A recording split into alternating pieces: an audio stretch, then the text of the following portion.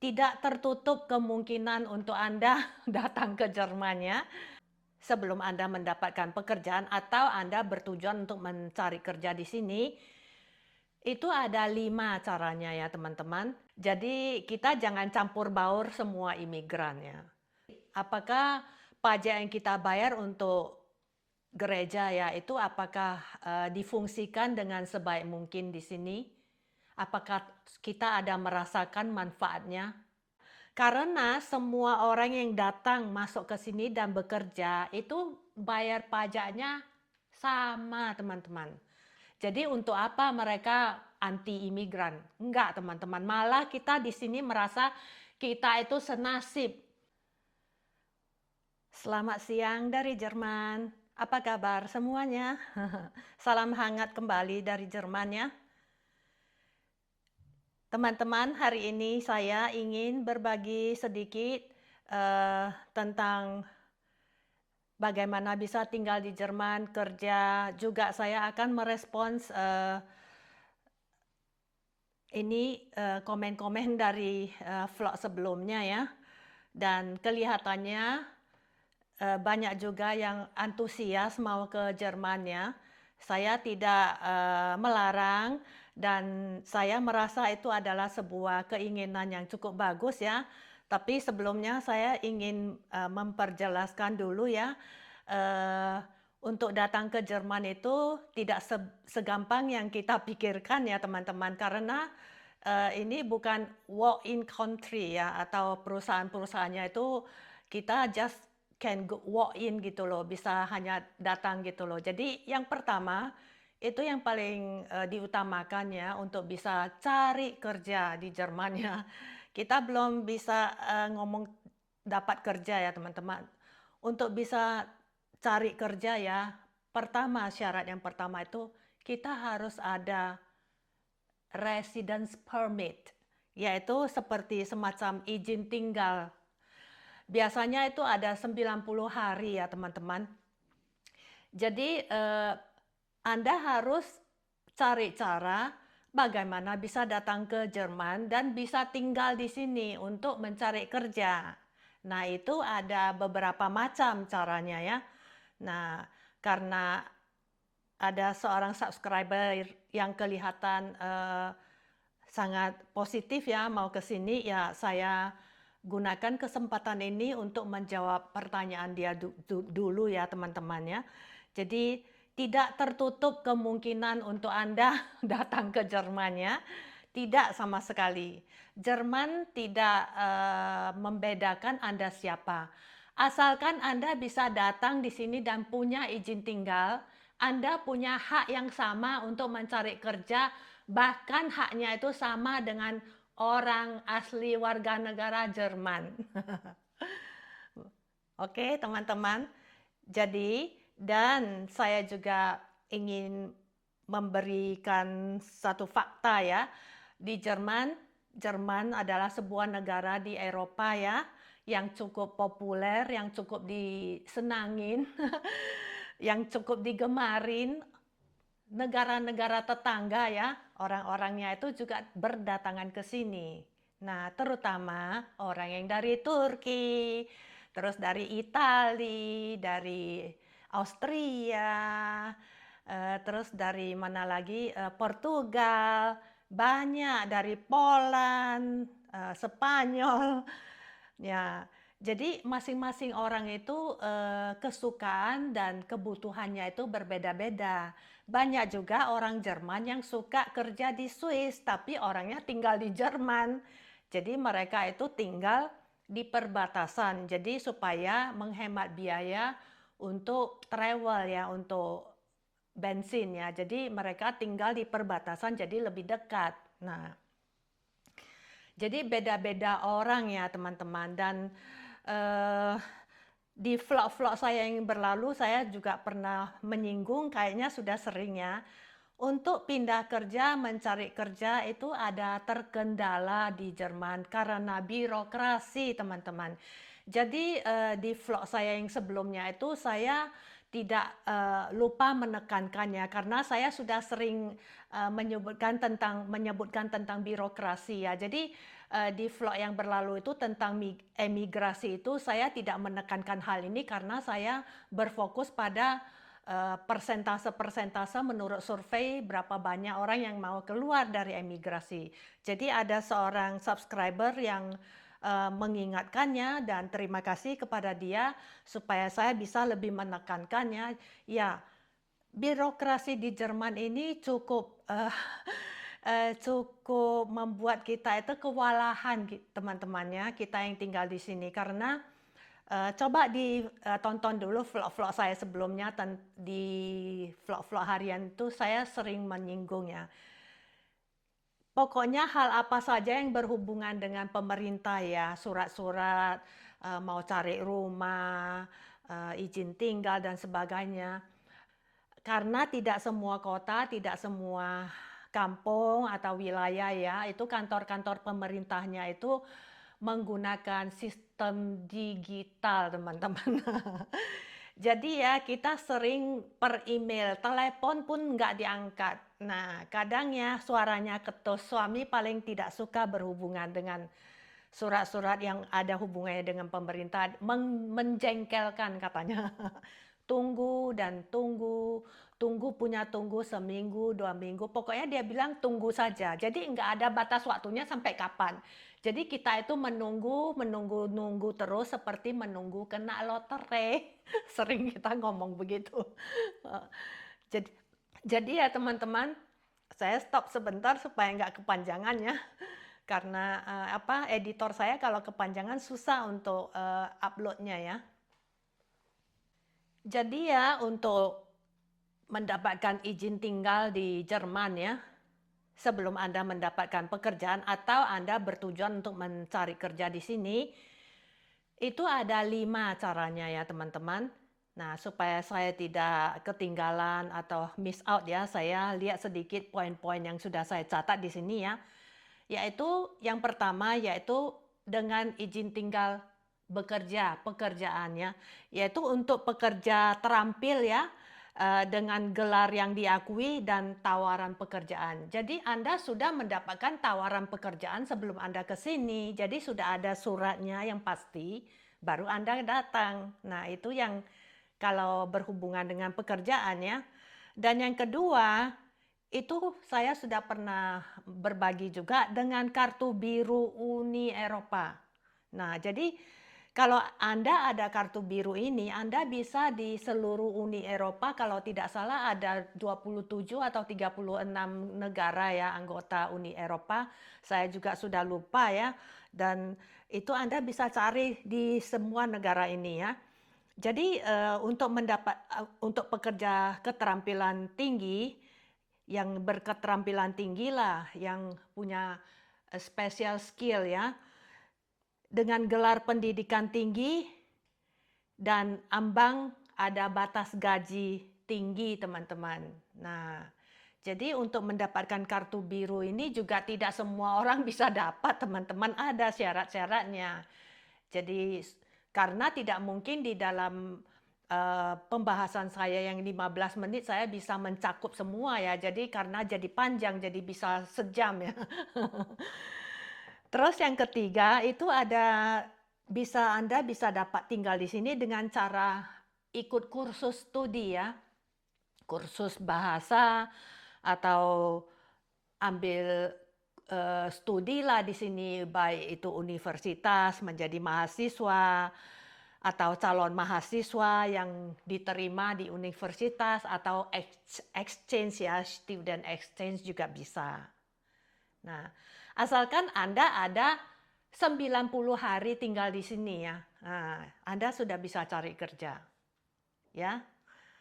Terus yang keempat ya, itu reuni keluarga. Nah, ini salah satu cara juga untuk ekspres ya, untuk jalan tol ya, untuk bisa tinggal di Jerman dengan reuni keluarga, mau reuni bergabung dengan suami atau bergabung dengan orang tua ya, dengan anak dan sebagainya. Pokoknya ada hubungan keluarga. Jadi Anda bisa dapat izin tinggal di sini. Jadi untuk pasangan atau anak yang bergabung dengan penduduk di Jerman. Ada salah satu anggota keluarganya itu orang Jerman, teman-temannya.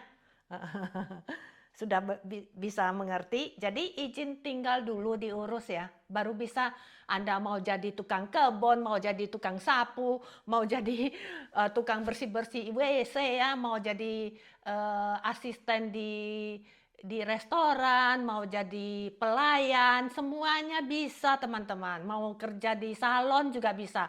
Asalkan Anda cari kerja, dia nggak lihat Anda siapa. Pokoknya Anda bisa berbahasa Jerman, nggak sakit-sakit, terus dia lihat dulu, mana alamatmu. Jadi kalau Anda nggak bisa keluarkan kartu yang ada tulisan alamatmu, gimana dia mau pakai Anda? Nanti dia mau cari siapa kalau ada apa-apa kan? Nah, karena dengan adanya itu, dia sudah tahu Anda sudah ada asuransi dan sebagainya. Nah, sudah dicek, tidak ada latar belakang background kriminal dan sebagainya, karena dalam proses mengurus surat izin tinggal ini kan Anda dicek semua kan. Jadi mereka mau tinggal bersih, mau terima bersih, Anda itu bukan kriminal gitu loh. Jadi kira-kira begitu ya teman-teman, saya menjelaskannya dengan ringkas ya. Jelas ya, jadi ringkas nggak panjang lebar ya. Dan yang terakhir ya, Anda bisa mendapatkan izin tinggal di sini ya dengan cara yang terakhir ini, dengan kartu pencari kerja, yaitu atau peluang pencari kerja. Anda sudah ada peluang, umpamanya Anda adalah calon au pair, ya au pair mention ya, yang datang ke sini itu mau membantu sebuah keluarga menjaga anak-anaknya, atau dia ada orang tua di rumah yang butuh Anda membantu dia. Anda sudah mendapatkan bos Anda izinnya, nah, dia bisa uruskan biasanya. Jadi ini juga salah satu cara untuk datang ke Jerman tinggal dengan tidak susah ya. Ya, asalkan Anda punya ijazah SMA, dan ada satu syarat yang lebih menentang, yaitu Anda tidak, kalau saya tidak salah au pair mention ya, itu tidak boleh lewat umur 28 tahun kalau saya tidak salah. Coba cek lagi ya, karena saya tidak khusus untuk bicara soal ini, jadi saya tidak pastikan. Kalau saya tidak salah nggak lewat 28 ya, mungkin maksimum 30 lah. Jadi semakin Anda masih muda ya, semakin chance-nya itu semakin besar ya. Nah, biasanya Anda dikasih izin tinggal 1 tahun di sini. Itu juga salah satu cara teman-teman. Dan satu cara lagi ikut Ausbildung, yaitu belajar sambil bekerja, yang sudah saya pernah jelaskan kan, dicoba dilihat dulu vlog-vlog saya yang berlalu itu ya. Nah, jadi itu juga salah satu cara teman-temannya. Jadi peluang untuk mencari kerja ya ini memungkinkan para profesional juga ya, yang memenuhi syarat lah ya untuk ke Jerman untuk mencari pekerjaan. Ya. Dan seringkali ya untuk kartu pencari kerja ini ya, Anda harus mendapatkan poin, ada poinnya di dalam. Nah, jadi teman-temannya, yang pertama itu yaitu mencari kerja Anda sebelum datang ke sini. Itu ada beberapa cara, yaitu tadi yang saya bilang, yang salah satu yang paling gampang, au pair mention. Tapi itu ada batas umur teman-teman ya. Tapi kalau umur Anda sudah tinggi ya, itu cara yang paling cepat lagi itu yaitu ada hubungan keluarga. Nah, umpamanya Anda menikah dengan istri atau suami, calon suami atau calon istri Anda orang Jerman di sini. Itu salah satu cara jalan tol ya teman-teman. Nah, jadi teman-teman ini merupakan Jerman ini merupakan sebuah negara yang cukup menarik untuk didatangin para pendatang ya teman-teman. Dan berbicara tentang pendatang ya, saya pengen menjelaskan ke teman-teman yang supaya jangan salah kaprah ya. Harusnya banyak yang sudah tahu ya, kalau imigran itu dibagi beberapa macam ya teman-teman. Jadi kita jangan campur baur semua imigran ya. Nah, jadi ada imigran yang berdasarkan ekonomi, ada imigran yang berdasarkan pencari suaka ya, yaitu dari imigran dari negara perang. Itu beda teman-teman. Seperti kita yang dari Indonesia, kita itu imigran biasa yang pada umumnya ya. Nah, ekonomi imigrannya. Jadi kita mau mencari kerja, mau merubah nasib itu beda dengan imigran asilum ya kalau orang sini bilang. Asyul ya. Jadi itu pencari suaka itu fasilitasnya beda. Jadi mereka itu semua eh, di disediakan tempat tinggal, makanan, pakaian, sekolah, bahkan untuk kursus bahasa Jerman mereka semua gratis teman-teman. Dan setiap bulan mereka mendapatkan tunjangan. Selain tunjangan untuk kalau ada anggota keluarganya itu yang cacat atau ada anak kecil, itu beda-beda lagi ada tambahannya teman-teman. Jadi untuk suami istri, suami dapat, istri juga dapat. Nah, makanya rakyat Jerman sama warga-warga Jerman yang kerja di sini itu sudah jerit-jerit, teriak-teriak karena siapa yang membayar mereka. Jadi dari pajak-pajak kita-kita orang yang kerja di sinilah, itu pajaknya itu digunakan untuk membiayain mereka. Ya, teman-temannya. Jadi Anda tidak bisa datang seperti mendapatkan fasilitas seperti imigran yang dari negara perang, yaitu dari Timur Tengah dan Afrika Utara. Nggak bisa teman-teman. Atau dari Ukraina. Ya. Terus ada satu lagi komentar yang saya sempat baca ya. Itu beliau minta saya menjelaskan tentang persekutuan gereja ya. Itu pajaknya bagaimana. Apakah worth it? Apakah pajak yang kita bayar untuk gereja ya itu apakah difungsikan dengan sebaik mungkin di sini? Apakah kita ada merasakan manfaatnya? Saya menjawab dengan jujur dan fakta ya teman-teman, ada manfaatnya. Pajak yang Anda bayar di gereja ya itu tidak disalahgunakan teman-teman. Nah itu banyak gereja Katolik yang main Catholic ya dan Protestan ya. Tidak semua gereja mengenakan pajak. Yang saya bicarakan yaitu yang langsung dipotong di income tax Anda ya. Waktu Anda kerja gajian ya per bulan itu udah otomatis dipotong. Nah, setiap wilayah itu beda-beda. Yang saya tahu Baden-Württemberg sama Bavaria ini adalah dua wilayah yang paling religius ya. Jadi sekitar 8 sampai 9% taxnya ya, pajaknya. Jadi pajak ini digunakan untuk membangun sekolah ya kindergarten ya, sekolah anak TK, makanya anak-anak yang warga Jerman atau bukan warga Jerman yang bisa tinggal di sini itu semua gratis, haknya sama semua ya. Jadi tidak ada bedanya ya. Nah, jadi dari TK sampai kalau saya tidak salah sampai ini ya kelas 8 sampai 10 ya kalau saya tidak salah. Kalau universitas itu juga gratis, cuman dia ada bayar biaya apa gitu loh. Nah, tidak semua universitas gratis ya teman-teman, harus cek sendiri ya.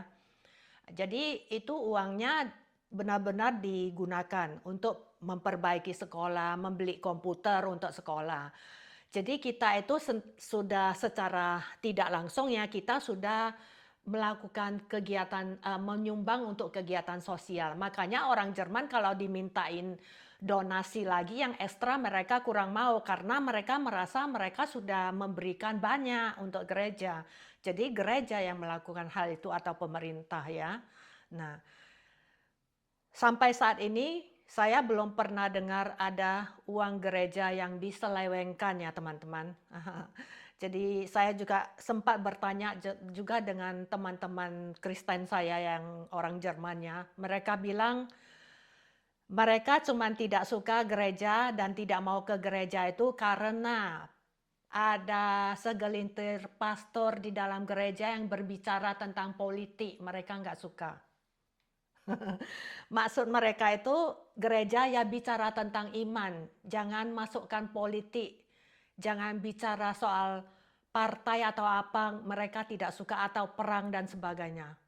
Mereka ke gereja itu pengen hati damai ya, dan gereja melakukan tugasnya sebagai gereja, bukan untuk bicara tentang politik atau perang ya, atau ikut serta di dalam kegiatan yang tidak langsung yang ada hubungan dengan perang. Mereka sangat tidak setuju.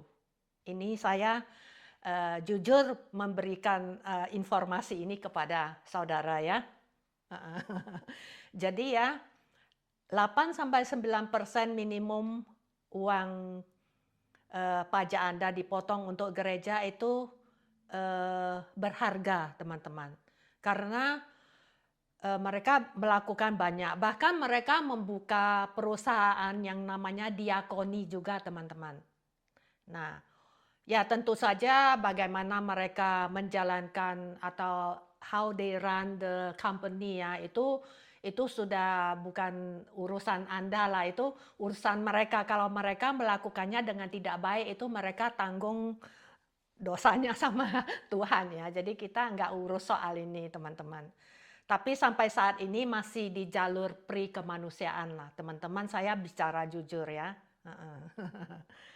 Jadi tenang saja teman-teman, uang gereja Anda itu nggak diselewengkan. Yang saya dengar, yang sudah saya dengar dan saya sengaja bertanya. Tidak teman-teman.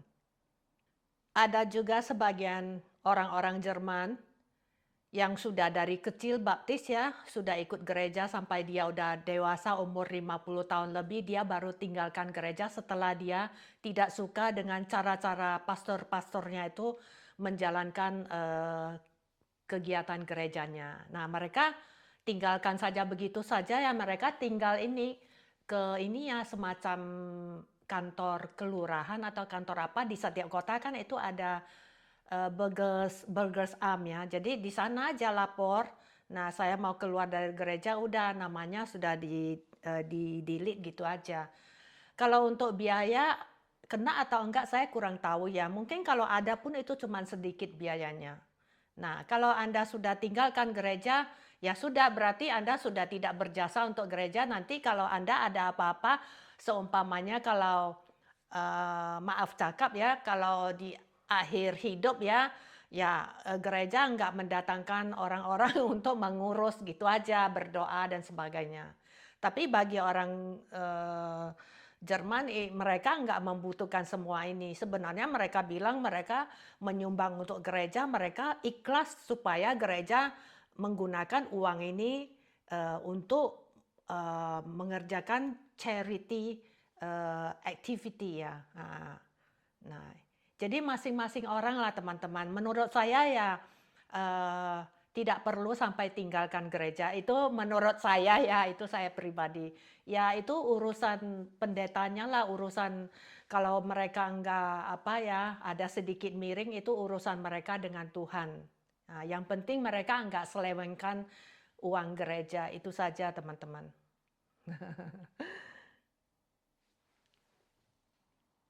Jadi ya teman-teman, kalau Anda ada nonton vlog saya yang berlalu, sebenarnya suami saya itu kan dari dulu ya, dari muda dia udah kerja di perusahaan yang di backing oleh gereja.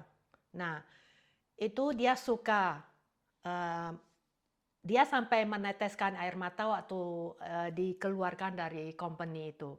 Karena ya itu adalah sebuah perusahaan di mana kalau nggak salah ya 40% orang yang cacat mental atau yang otaknya tidak begitu cepat lah ya, IQ-nya tidak begitu tinggi. Ada yang keluar dari penjara dan bertobat. Nah, itu kan bagus perusahaan seperti ini.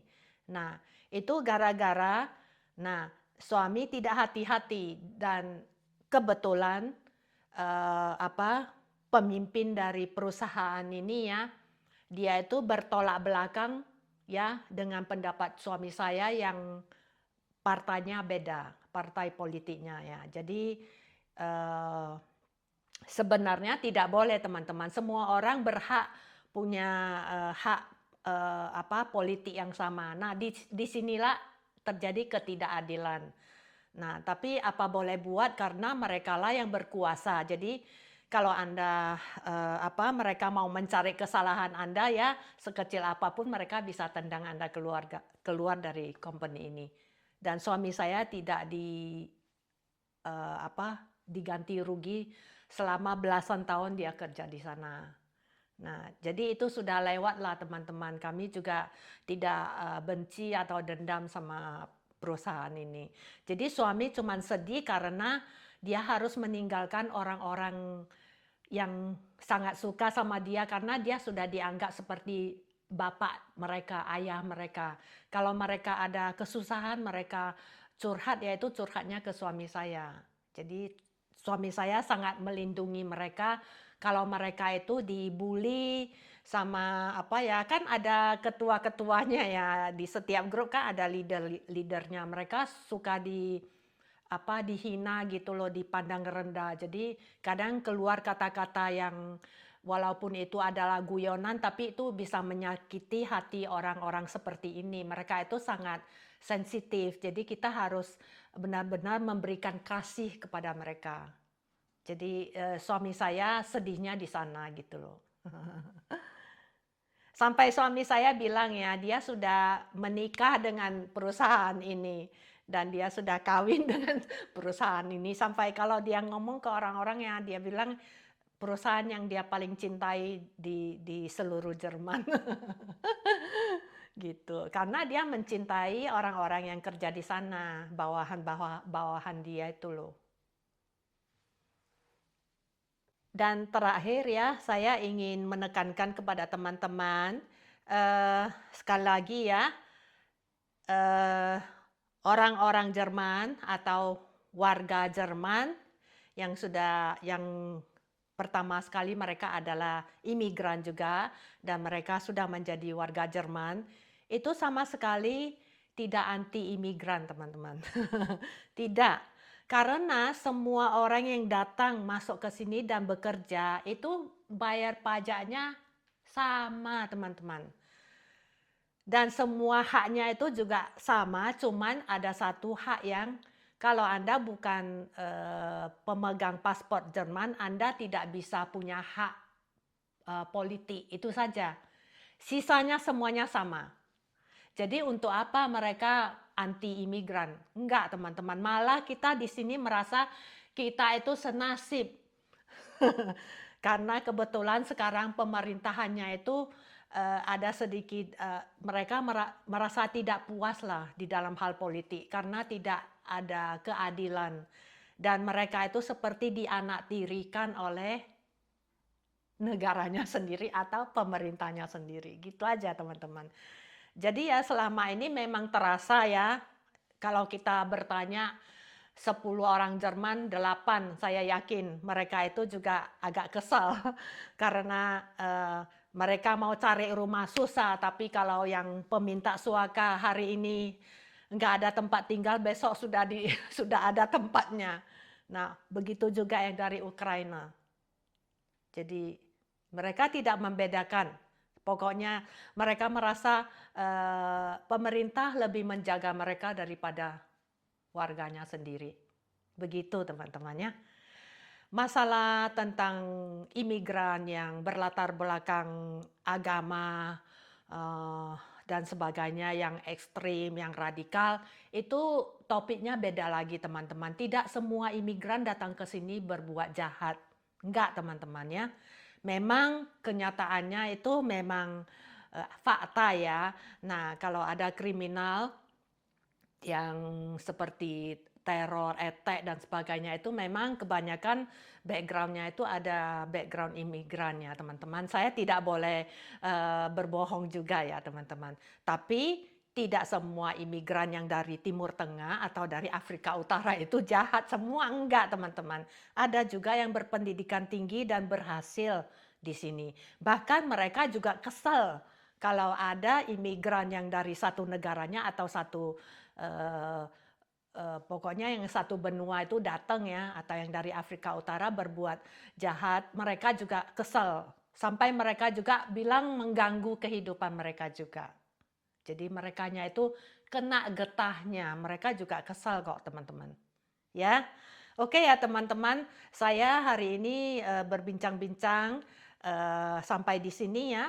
Kalau masih ada pertanyaan atau Anda ada hal yang meragukan, coba dicantumkan lagi di kotak komentar. Saya berusaha membaca komentar Anda walaupun saya sesibuk apa, saya sisakan waktu 5 menit untuk membacanya. Kalau saya tidak sempat membalas, saya ada kasih tanda suka ya teman-teman ya. Terima kasih Anda telah menyimak sampai di sini. Jangan lupa diberi like ya kalau Anda merasa video ini sangat menginspirasi dan berguna dan penuh dengan informasi. Bagikan juga supaya orang-orang lain terinformasi ya teman-teman ya. Dan jangan lupa diberi komentar ya dan di subscribe bagi yang belum subscribe. Terima kasih. Bye-bye. I love you. I love you.